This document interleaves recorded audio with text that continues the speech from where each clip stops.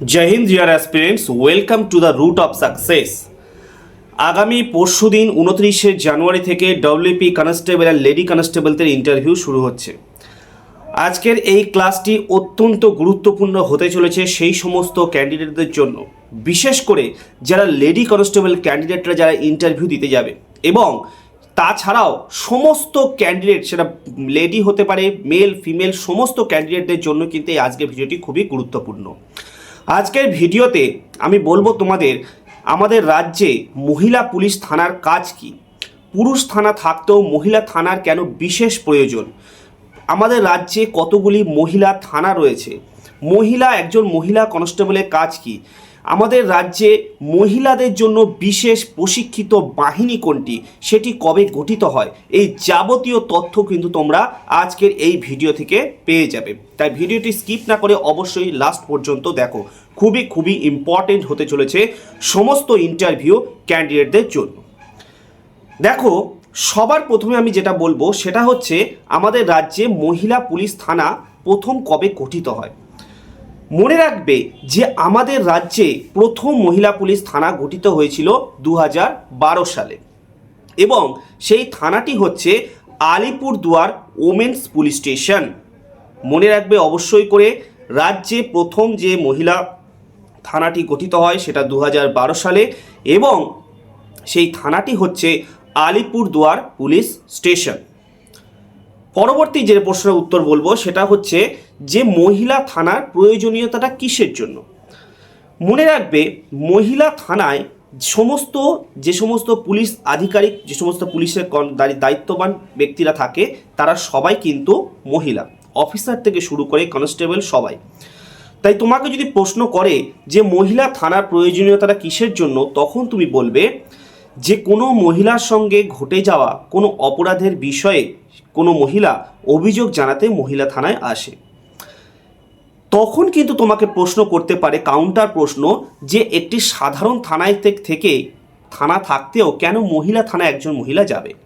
তখন তুমি বলবে যে একজন মহিলার সঙ্গে শারীরিক বা মানসিক নির্যাতন ঘটলে সেই সংক্রান্ত সমস্ত বিষয় খুলে বলার জন্য একজন মহিলা অফিসার প্রয়োজন। তাই মহিলা অফিসার এবং মহিলা কনস্টেবল যেহেতু মহিলা থানায় সবসময় থাকে, তাই একজন নির্যাতিতা মহিলা অবশ্যই মহিলা থানায় গিয়ে সে সমস্ত কিছু মনের ভাব প্রকাশ করে খুলে বলতে পারবে। বুঝতে পারলে আমার প্রশ্নের উত্তরটি? খাতায় কিন্তু ভালো করে নোট ডাউন করে নেবে। পরবর্তী প্রশ্ন যেটা, আমাদের রাজ্যে বর্তমানে মহিলা থানার সংখ্যা কত। মনে রাখবে বর্তমানে আমাদের রাজ্যে মহিলা থানার সংখ্যা হচ্ছে 40টি। তাহলে প্রথম মহিলা থানা গঠিত হয়েছিল 2012 সালে, আলিপুরদুয়ার ওমেন্স পুলিশ স্টেশন। মহিলা থানার কাজ কি সেটাও বললাম, মহিলা থানায় একজন মহিলা কেন যাবে একটি সাধারণ থানা থাকতেও সেটাও বললাম, এবং মহিলা পুলিশের কাজ কি সেটাও বললাম। নেক্সট আমি যেটা বলবো ভেরি ইম্পর্টেন্ট, সেটা হচ্ছে আমাদের রাজ্যে মহিলাদের জন্য বিশেষ প্রশিক্ষিত বাহিনীর নাম কি। মনে রাখবে আমাদের রাজ্যে মহিলাদের বিশেষ মহিলা প্রশিক্ষিত পুলিশ বাহিনীর নাম হচ্ছে ওমেন্স উইনার্স টিম।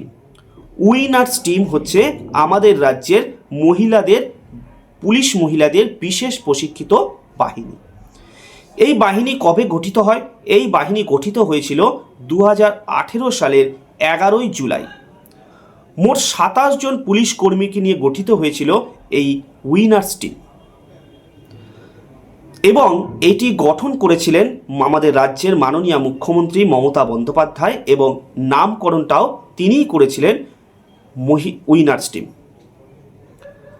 বোঝা গেল বিষয়টি? এই প্রথম উইনার্স টিম কিন্তু কলকাতায় গঠিত হয়েছিল, কিন্তু আজকে শুধু কলকাতা নয়, শহর থেকে গ্রামাঞ্চলে রাস্তায় অলিতে গলিতে ছড়িয়ে পড়েছে এই উইনার্স টিম। এই উইনার্স টিমের কাজ কি? রাস্তায় কোনো মহিলার সঙ্গে কোনো অশালীন অসামাজিক কাজকর্ম থেকে মহিলাদেরকে রক্ষা করাই হচ্ছে এই উইনার্স টিমের কাজ। ইফটিজিং, শ্লীলতাহানি, কাউকে কোনো মহিলাকে উত্ত্যক্ত করা, কাউকে না বলে কোনো মহিলার ছবি তোলা, এই সমস্ত কাজ থেকে মহিলাদেরকে রক্ষা করাই হচ্ছে এই উইনার্স টিমের কাজ। রাজ্যের বিভিন্ন প্রান্তে যে উইনার্স টিম ছড়িয়ে পড়েছে সে মনে রাখবে সেই উইনার্স টিমের পোশাকের কালার হচ্ছে, ইউনিফর্মের কালার হচ্ছে ব্ল্যাক, এবং কলকাতায় যে উইনার্স টিম আছে তার সেই উইনার্স টিমের ইউনিফর্মের কালার হচ্ছে হোয়াইট। এইগুলো কিন্তু মাথায় রাখবে। তাহলে আশা করি আজকের এই ভিডিওটা থেকে তোমরা যে ইনফরমেশন পেয়েছো সেটা তোমাদের অনেক অনেক হেল্পফুল হবে।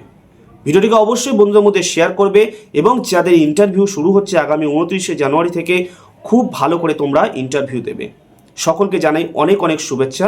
বেস্ট অফ লাক সবাইকে। জয় হিন্দ।